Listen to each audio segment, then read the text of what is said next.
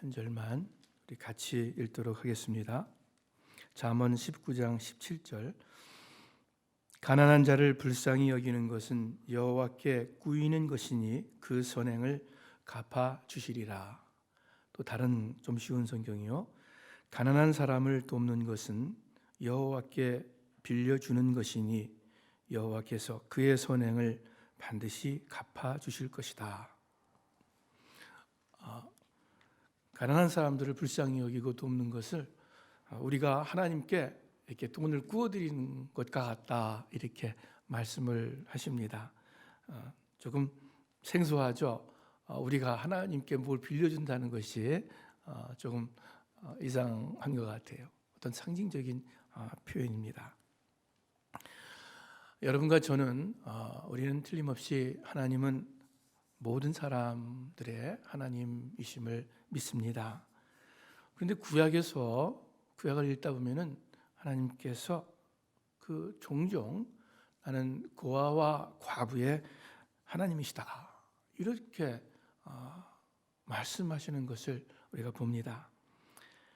시편 68편에 보니까 그의 거룩한 처소에 계신 하나님은 고아의 아버지이시며 과부의 재판장이시라. 또 다른 곳에서는 하나님은 나그네를 돌아보시는 하나님이시다, 이렇게 말씀하십니다. 고아와 과부와 나그네의 하나님이라는 말씀은 하나님은 약한 자, 가난한 자의 하나님이시다라는 뜻일 겁니다. 그러면 내가 부자면, 상대적으로 그 부유한 편이라면은 하나님은 나의 하나님이 아니라는 말씀이십니까? 아니겠죠. 하나님은 내가 부자라면 덜 나의 하나님이시다, 그런 뜻도 아니겠죠. 왜냐하면은 창세기에 보면은 그 믿음의 조상 아브라함도 부유했습니다. 그리고 그의 자손들 이삭과 야곱을 가리켜서 성경은 거부라고까지 표현을 하고 있습니다. 그러면 하나님은 왜 스스로 고아와 과부와 나그네의 하나님이시다 라고 말씀하십니까? 그것은 그 말씀이 하나님의 성품을 나타내시는 것입니다. 하나님은 긍휼의 하나님이십니다. 여러분, 고아와 과부와 나그네의 공통점이 무엇입니까? 의지할 데가 없는 사람들이에요. 보호자가 없는 취약한 사람들이에요. 고아는 사랑하고 돌보아줄 부모가 없습니다. 과부는 보호해주고 힘이 되어줄 남편이 없습니다. 나그네는 한편이 되어줄 친구나 이웃, 또 소속이 없는 사람들입니다. 한마디로 불쌍하고 안된 사람들입니다. 부모 없이 자라나는 고아, 그 얼굴 한편에 쓸쓸한 어두운 그늘이 분명히 있습니다. 남편 없이 홀로 사는 과부, 요즘에는 과부라고 하면은 많죠. 그런 분들 많죠. 씩씩하게 잘 사세요. 그러나 요즘엔 덜하지만 옛날에는 이 과부는 가장 어려운 처지의 사람들이었습니다. 고향을 떠나 타향살이하는 나그네, 이렇게 다 의지가 없고 외로운 안된 사람들입니다. 무엇보다도 이 구약시대의 이들은 무척 가난한 사람들이었습니다. 왜냐하면 이들은 생산수단인 땅과 재물이 없었기 때문에 경제적으로 도움을 받지 못하면 정말 굶어 죽을 수밖에 없는 그러한 약자들이었습니다. 하나님께서 이런 고아와 과부와 나그네의 하나님이라고 하셨습니다. 그것은 모든 사람들에게 긍휼을 베푸시는 하나님이시지만, 아버지이시지만, 이렇게 세상에서 약하고 어려운 사람들을 특별히 마음에 두시고 그리고 특별히 불쌍히 여기신다는 뜻임에 틀림이 없습니다. 성경에 구약에도 있고 신약에도 있죠. 내가 거룩한 것처럼 너희도 거룩해라. 얼마나 여러 번 말씀하고 계시는지 모릅니다. 또 예수님께서 내가 너희를 사랑한 것 같이, 그것과 같이 너희도 사랑해라. 얼마나 주님께서 강조하신 말씀입니까? 하나님께서 약하고 의지 없는 사람들, 어려운 사람들을 불쌍히 여기셨다면 여러분과 저도 우리 주위에 약하고 어려운 사람들을 불쌍히 여겨야 하지 않겠습니까? 여러분, 값싼 동정심을 말하는 것이 아닙니다. 있는 자가 없는 자에게 선심 쓰는 그 의미가 아닙니다. 하나님은 마음이 상한 자를 가까이 하신다고 하셨는데, 그처럼 힘들고 어려워하는 자들과 마음으로 가까이 하는 것입니다. 진심으로 그들의 아픔을 함께 아파하고 그들의 어려움을 함께 어려워하면서 긍휼의 마음을 갖는 것입니다. 그것이 나는 고아와 과부와 나그네의 하나님이다 하신 우리 하나님의 마음입니다. 하나님의 성품은 긍휼입니다. 그런데 하나님께서는 그냥 마음으로 긍휼히 여기셨을 뿐만이 아니라 이 약하고 어려운 자들을 실제로 그들에게 도움을 베푸셨습니다. 어떻게 하나님께서 그렇게 약하고 어려운 가난한 자들을 실제로 도와주셨는가? 무슨 뜻인가? 율법과 선지자들을 통해서 어려운 이들을 구제하라고 누누이 명령하셨습니다. 여러분, 그 아득한 옛날 기원전 14세기, 15세기 모세 시대 때, 여러분, 그 모세 시대의 유대 사회처럼 약자와 가난한 자에 대해서 관심을 가진 고대 사회나 문헌을 다른 곳에서 찾아볼 수가 없습니다. 세월이 흘러서 그 이후 이 윤리와 철학, 정치가 상당히 발전한 헬라 로마 시대에서도 유대인들처럼 그렇게 체계적으로 가난한 사람들을 구제하는 사회 제도를 가진 나라가 없었습니다. 왜 그렇습니까? 유대인들이 동정심이 많아서요? 유대인들이 착해서요? 아닐 거예요. 다른 것이 아니라 하나님께서 오랫동안 그 모세의 율법을 통해서 또 그 이후 선지자들을 통해서 계속해서 긍휼을 베풀라고 명령하시고 가르치셨기 때문입니다. 모세가 쓴 책 신명기 10장 18절에 이렇게 말씀합니다. 하나님은 고아와 과부를 위하여 정의를 행하시며 나그네를 사랑하여 그에게 떡과 옷을 주시나니. 신명기 24장 19절에 내가 밭에서 곡식을 벨 때에 그 한 단을 밭에 잊어버렸거든 다시 가서 가져오지 말고 나그네와 고아와 과부를 위하여 남겨두라. 그 하나님의 마음이 담겨 있습니다. 한참 후대에 와서 이 시편과 선지자들을 통해서도 또 말씀하십니다. 시편 146편 9절에 보니까 여호와께서 객을 보호하시며 나그네죠, 고아와 과부를 붙드시고 악인의 길은 굽게 하시는도다.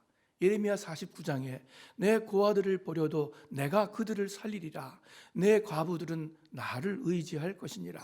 스가랴서 7장에 과부와 고아와 나그네와 궁핍한 자를 압제하지 말며 서로 해하려고 마음에 도모하지 말라.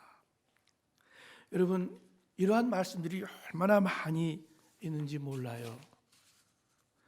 신약시대에 와서는 어떻습니까? 달라졌습니까? 아니에요. 마찬가지예요.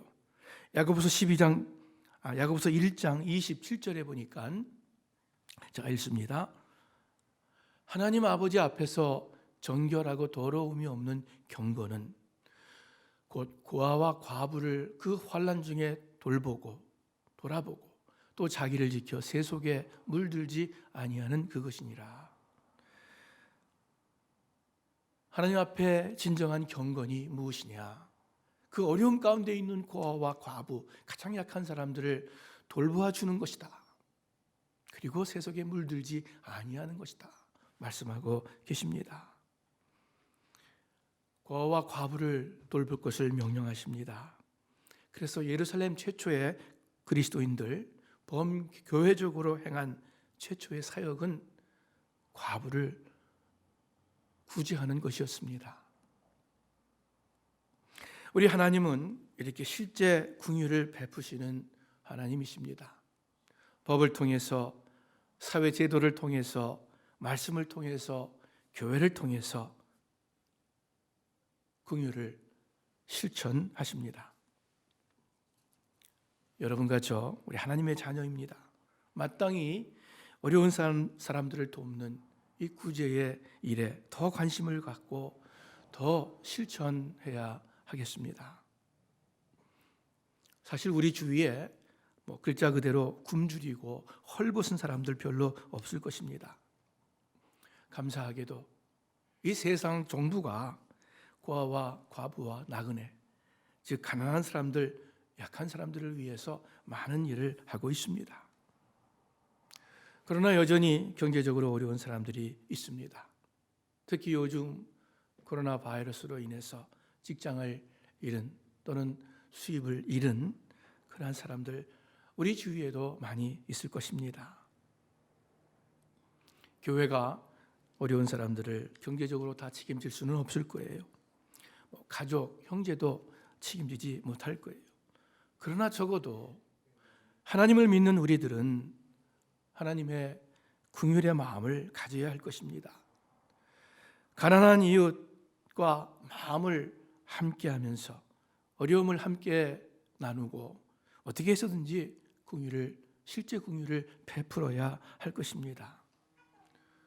물론 나 자신도 어렵습니다. 여유가 별로 없습니다. 그러나 나보다 더 어려운 이웃이 우리 주위에 분명히 있을 것입니다. 그들을 돌아보고 기회를 찾아서 예수님의 이름으로 도움을 주는 그러한 삶을 더욱 살아야 하겠습니다. 우리 그리스도인들은 하나님의 은혜로 구원을 받았습니다. 하나님의 긍휼하심을 얻은 사람들입니다. 그리스도 안에 하나님의 축복이 예비되어 있고 그래서 우리가 복을 받습니다. 그런데 여러분, 이 은혜와 축복의 원리가 잘못하면, 정말 주의하지 않으면 우리 기독교인들을 아주 이기적인 욕심꾸러기로 만들기가 너무 쉽습니다. 그리스도인은 구원 얻고 긍휼 얻고 은혜 받고 축복 받고 이렇게 얻고 받는 데에 익숙하게 되어 있습니다. 그런데 여러분, 우리가 꼭 알아야 할 사실이 있습니다. 여러분과 제가 하나님의 긍휼을 얻은 것은 우리가 또한 다른 사람에게 하나님의 긍휼을 베풀라는 하나님의 뜻입니다. 우리가 하나님의 용서를 받은 것은 다른 이에게 마찬가지로 용서를 베풀라는, 용서를 하라는 뜻이 아니겠습니까? 우리가 복을 받았으면 이제 그 복을 다른 사람에게 나누어 주어야 하는 것입니다. 받기보다 주어야 하는 것입니다. 사도행전 20장에 보니까 바울이 이렇게 고백합니다. 이처럼 내가 모든 일에 모범을 보였으니 여러분도 약한 사람들을 도우며 주는 것이 받는 것보다 더 복이 있다라고 하신 주 예수의 말씀을 기억해야 합니다. 예수님의 모든 말씀이 복음서에 기록된 것은 아니에요. 그래서 저 말씀이 복음서에는 없어요. 아마 다른 어떤 구전이나 다른 소스로 사도들에게 전달된 말씀인 줄 압니다. 예수님께서 하신 말씀이에요. 주는 것이 받는 것보다 더 복이 있다. 이 말씀을 마음에 품은 바울은 열심히 일해서 복음뿐만이 아니라 물질적으로도 다른 사람들을 돕는 그런 일에 헌신했습니다. 주는 것이 받는 것보다 더 복이 있습니다. 사랑을 주는 것이 받는 것보다 더 복이 있습니다. 용서를 하는 것이 용서를 받는 것보다 더 복이 있습니다. 긍휼을 주는 것이, 베푸는 것이 받는 것보다 더 복이 있음을 여러분 꼭 기억하시기를 바랍니다. 며칠 전에 유튜브에서 한국 그 70년, 80년, 90년대 그 초까지의 그 아주 대형 찬양 집회를 보았습니다.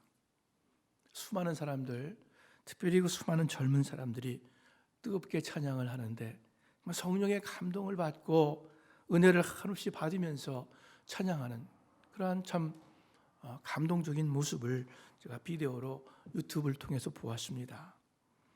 보면서 저도 옛날 생각이 났어요. 70년대 초에 CCC 집회에 참석했을 때 수많은 그 중고등부 학생들이 정동 CCC 회관에 모여서 뜨겁게 찬송하던 그 모습이 기억났습니다. 73년도에 또 74년도에 그 여의도 광장을 가득 메운 100만 인파의 사람들이 한 목소리로 하나님을 찬양하던 그 대단한 광경이 기억이 났습니다. 또한 그 이후 한 약 30년 전에 제가 한국에 나갔을 때 당시 유명했던 온누리교회의 모교 찬양과 경배죠. 나중에 오네이션 찬양과 경배죠. 그 집회에 참석했어요. 이 구름대같이 몰려온 젊은 사람들이 정말 뜨겁게 온 교회가 떠나도록 찬송하던 광경이 생각났습니다. 그 비디오를 보는데 왠지 눈물이 났습니다.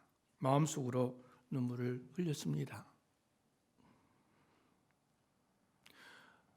그 찬양에 은혜가 되어서 은혜를 받아서 나오는 눈물이 아니었어요.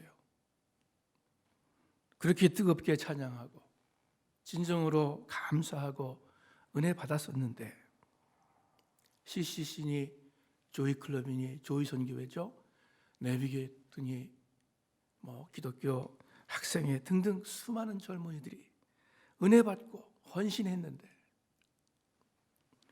그래서 방방 곳곳에 교회가 세워지고 한국 기독교에 폭발적인 부흥이 일어났었는데 전국을 한반도를 정말 그 그리스도의 피 묻은 복음으로 덮자고 그렇게 서로들 막 각오했는데 그런데 오늘 한국교회의 모습은 어떻습니까? 그렇게 은혜 많이 받고 찬송하던 10대, 20대 청년들 지금은 40, 50대, 60대 초 정도 되겠죠. 그들이 다 지금 어디에 있습니까? 경제 부흥 이상으로 기독교가 부흥했는데 한국을 기독교 대국이라 하는데 왜 헬조선이라고 지옥과 같은 한국이라고 자조하게 되었습니까? 가난했던 옛날에 비해 훨씬 더 부유한 지금인데 왜 많은 한국 사람들의 마음속에 미움과 분노가 이전보다도 오히려 더 많아진 것입니까? 용서와 화해의 복음이라고 하는데 어떻게 전 국민의 복음화를 외친 한국 사회에 경제적, 사상적, 지역적 괴리와 갈등은 이전보다 더 심화되었습니까? 그렇게 놀라운 성령의 축복과 은혜를 받은 한국교회, 한국 기독교인들은 지금 어디에 있는 것입니까? 어디에서 무엇을 하고 있단 말입니까? 그래서 마음이 아파서 눈물이 났어요. 그 찬양 비디오 많은 댓글들이 있었는데 그것을 읽었습니다. 그런데 저와 같이 느끼는 사람들 참 많았어요. 아마 이 40, 50대, 60대 사람들이 글을 쓴 것 같아요. 많은 사람들이 이렇게 씁니다. 옛날 생각이 떠오르니 눈물이 납니다. 그렇게 성령의 은혜를 받았는데 오늘의 나는 또 오늘의 한국 사회는 우리의 현실은 왜 이렇습니까? 나도 한국 교회도 피곤했습니다. 또 언제 이런 부흥이 또 올까요? 개인적으로 스스로를 안타까워하거나 또는 기독교회와 한국 사회를 안타까워하는 그래서 눈물이 난다는 많은 댓글들을 보았습니다.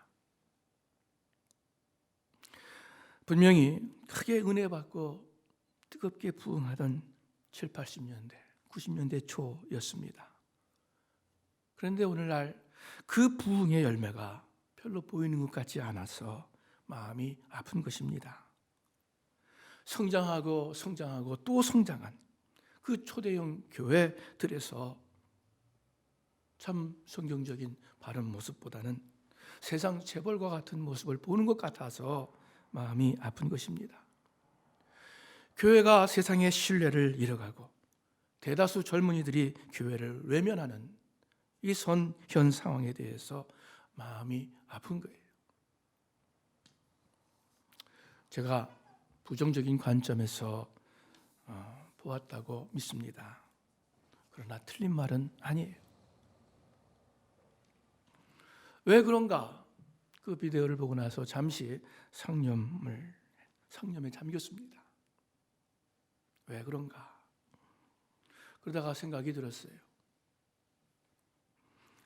섣부른 판단은 안 되겠지만 한 가지 떠오르는 것이 있었습니다.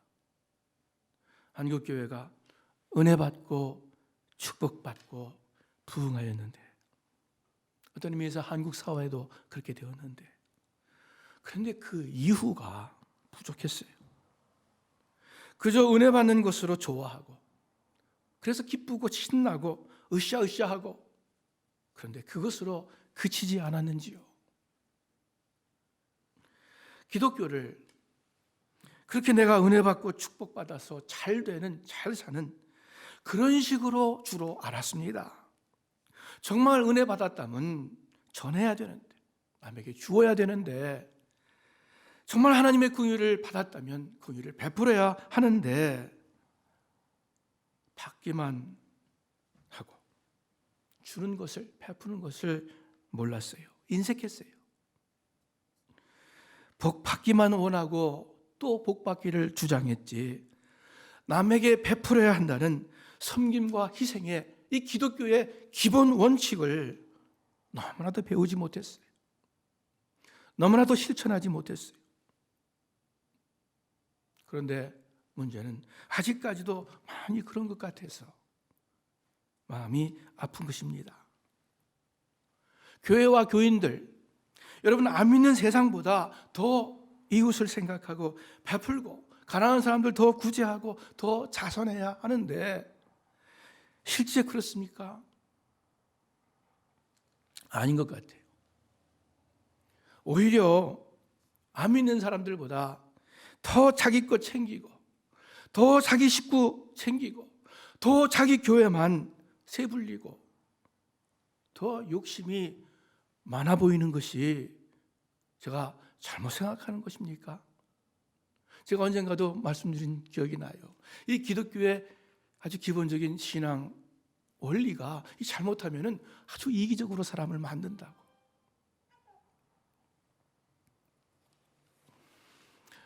제 친구가 뉴욕에서 살고 있는데 이 부동산 중개업자입니다. 언젠가 여러분과 함께 나는 기억도 나는 것 같아요. 그 부동산 소개업으로 오랫동안 일해서 고객도 많고 돈도 꽤 많이 벌었습니다. 그 동부의 큰 교회 집사입니다. 이 친구가 전도를 참 많이 해서 그 전도왕을 몇 번 했어요. 그 큰 교회에서 한 해에 100명까지 전도했다고 합니다. 뭐 100명이니까 한 50가정, 두 사람이라고 친다면 50가정이겠죠. 매주 한 가정씩 전도를 한 거예요. 주로 그 부동산 소개업을 통해서 사람들을 교회에 인도하고 교회에 오면은 잘해주겠다 해가지고 교회를 그렇게 끌었다고 그래요. 한 2, 3년 전에 LA 왔을 때 만났습니다. 뭐 같이 있다가 나중에 우리 예배도 드렸고 헤어지는데 저 옆에 건물 그 파킹장에서 저에게 헤어지기 전에 하던 이야기가 기억이 납니다. 그리고 자기 이야기를 교인들에게 전하래요. 무슨 이야기였냐면 이것입니다. 그 친구가 부동산을 하면서 수많은 사람들을 만났는데 수십 년 동안 제일 이기적인 사람들이 누구인가? 받기만 바라고 조금 더 줄 줄 모르고 양보할 줄 모르는, 조금도 손해보지 않으려는 사람들이 누군가? 그래서 이 부동산 업자가 상대하기 제일 어려운 까다로운 고객이 누구인가? 그거였어요. 거꾸로 말씀드릴게요. 제일 좋은 사람들, 제일 괜찮은 사람들이 기가 막히게 무신론자들이래요. 종교가 없는 사람들이래요. 그 다음이 불교 신자들이었대요. 불교 신자는 원래 좀 다 비우는 거에 훈련이 잘 돼 있으니까 그럴지 모르겠어요. 그 다음이 가톨릭 믿는 사람들이었대요. 가톨릭 성도들이었대요. 제일 욕심이 많은 고객이 교회 나가는 사람들이었대요. 저한테 교인들에게 전하라고 그랬어요. 저 동의합니다. 동의해요. 그 친구뿐만 아니라 다른 사람들한테도 비슷한 이야기 들었기 때문에 그래요. 자기만 알고 이웃에게 베풀 줄 모르는 이러한 기독교는 오래 못 갑니다. 한 세대, 두 세대 지나면 반드시 쇠퇴하게 되어 있습니다. 한국 교회가 쇠퇴한다고 합니다. 많은 젊은이들이 이미 교회를 떠났고, 이 어린이 주일학교를 못하는 교회가 이미 태반이 넘었습니다. 한국 교회가 계속해서 받기만 하고 섬길 줄 모른다면, 남에게 베풀 줄 모른다면, 한국 교인들이 그저 자신과 자신의 가족만을 위한다면, 그것이 전부라면 우리 한국 교회는 소망이 없어요. 뭐 교회에서 굉장히 믿음 좋은 것 같죠? 굉장히 뜨거운 것 같죠? 그러나 소망 없어요. 예수님께서 직접 분명히 말씀하셨습니다. 마태복음 20장 28절에 우리 다 같이 한번 읽어보죠. 인자가 온 것은 섬김을 받으려 함이 아니라 도리어 섬기려 하고 자기 목숨을 많은 사람의 대속물로 주려 함이니라. 다른 성경으로 나는 섬김을 받으러 온 것이 아니라 섬기러 왔으며 많은 사람의 죄값을 치르기 위해 내 생명마저 주려고 왔다. 예수님께서 분명히 이렇게 말씀하셨는데, 예수 믿는다고 하면서 어떻게 자기가 받을 것만 생각하고 남에게 주어야 하는 것에 대해서 생각하지 못합니까? 못할 수 있겠습니까? 예수님의 길을 가지 않는 교회는 이 세상에서 필요 없습니다. 도태될 것입니다. 만약 그렇지 않다면 하나님과 아무 상관없는 하나님의 이름을 빙자한 또 다른 세상의 단체로, 세상의 이익단체로, 그러한 조직으로 남을 것입니다. 여러분, 멀리 한국교회는 그만두고 여러분과 우리 교회는 어떻습니까? 우리는 왜 교회 다닙니까? 우리는 왜 예배 드립니까? 여러분, 쉽게 답할게요. 하나님 진정으로 섬기기 원해서죠. 예수님 바로 믿고 바로 따르기 위해서죠. 여러분에게 스스로 답하시길 바랍니다. 내가 하나님의 사랑과 은혜를 받았는데 이제 그 사랑과 은혜를 다른 사람에게 주고 있습니까? 다른 사람에게 주어야 된다는 것을 알고는 있습니까? 내가 하나님의 긍휼을 얻었는데 이제 남에게 그 긍휼을 베풀고 있습니까? 그 긍휼을 베풀어야 한다는 것을 알고는 있습니까? 남에게 생명까지 주신 것이 예수님께서 이 땅에 오신 목적이라 하셨는데, 그것이 삶의 목표였는데, 그렇다면 예수님을 따르는 나의 삶의 목표가 무엇입니까? 그 예수님의 삶의 목적이 나의 삶의 목적이 되고 있습니까? 아니면 그저 하나님의 축복으로 나와 내 자식 세상에서 잘 되고 잘 나가는 것이 그것이 목표입니까? 여러분 바라는 소원이 무엇입니까? 여러분 기도 제목이 무엇입니까? 오늘 본문을 제가 다시 읽을게요. 잠언 19장 17절. 가난한 자를 불쌍히 여기는 것은 여호와께 꾸이는 것이니 그 선행을 갚아 주시리라. 가난한 사람을 돕는 것은 여호와께 빌려주는 것이니 여호와께서 그의 선행을 반드시 갚아 주실 것이다. 우리 사랑하는 스스만교회 식구 여러분들, 오늘 말씀처럼 궁핍하고 어려운 사람을 불쌍히 여기시기를 바랍니다. 절대 무시하지 말고 낮게 보지 말고 또 그 가난함을 비난하지 말기 바랍니다. 긍휼을 베풀어야겠습니다. 왜 그러냐면요, 잠언 14장 31절에 보니까 가난한 사람을 학대하는 사람은 그를 지으신 이를 멸시하는 자요, 궁핍한 사람을 불쌍히 여기는 자는 주를 공경하는 자니라. 가난한 사람을 억압하는 사람은 그를 지으신 분을, 하나님을 모욕하는 것이요, 궁핍한 사람에게 친절을 베푸는 사람은 하나님을 높여드리는 것이다.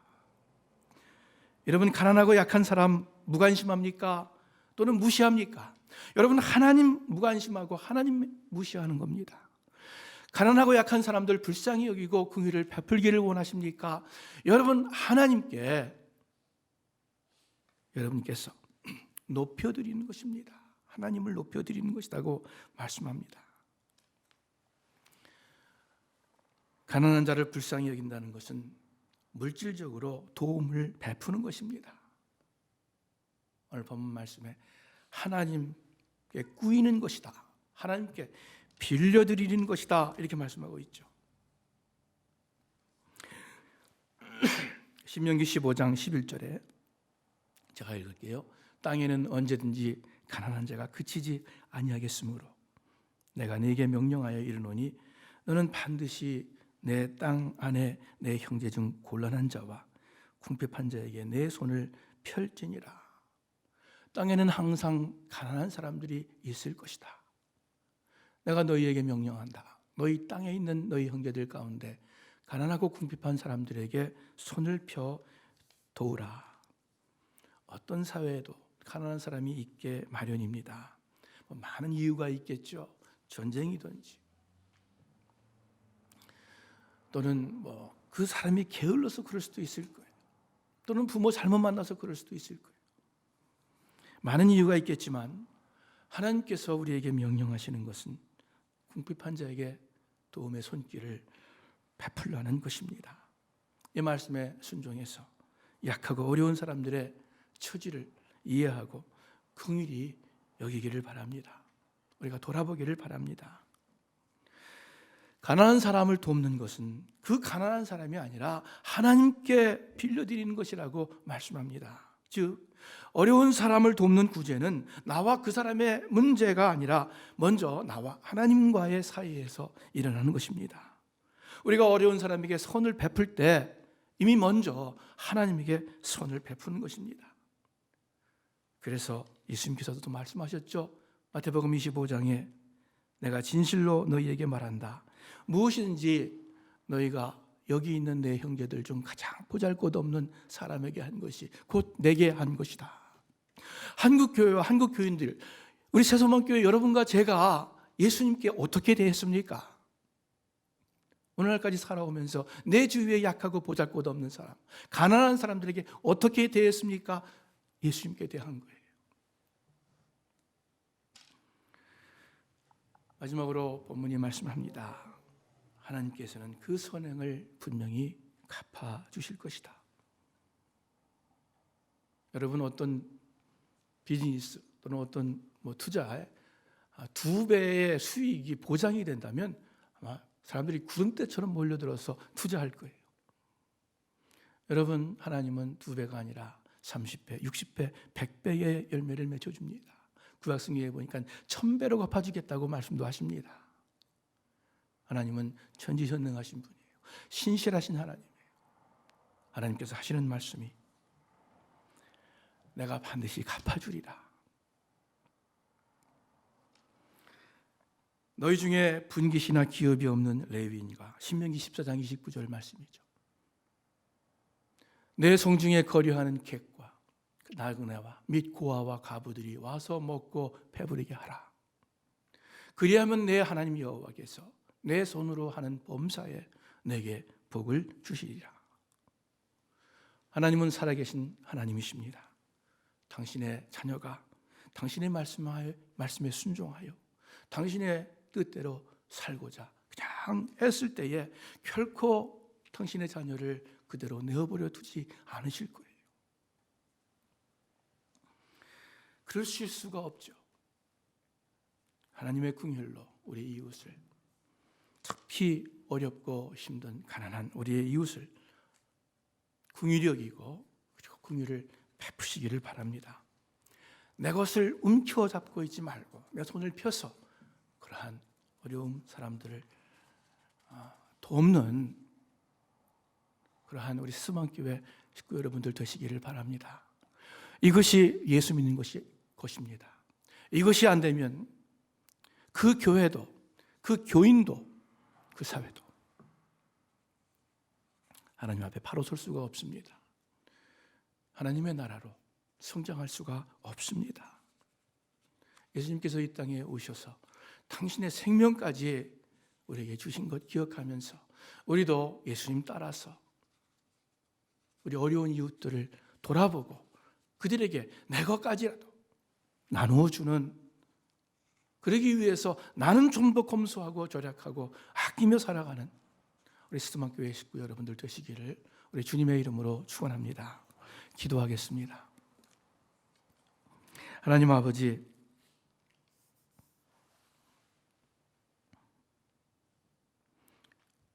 여기 있는 내 형제들 중 가장 보잘것없는 사람에게 한 것이 곧 내게 한 것이다, 예수님 말씀하셨는데, 하나님 아버지, 앞으로는 저희들 우리 주위에 가난하고 어려운 사람들, 또 보잘것없는 약한 사람들을 귀중히 여기고 더 정성껏 대하고 더 베푸는, 그래서 예수님을 그렇게 귀중히 여기고 예수님께 우리의 마음과 삶을 드리는 참된 성도들로 삼아 주시옵소서. 저희들 약합니다. 육신의 욕심이 남아 있습니다. 시시때때로 주의 성령님께서 가르쳐 주시고 깨우쳐 주셔서 예수님 따라가는 저희들 되게 하여 주시옵소서. 예수님의 이름으로 기도합니다.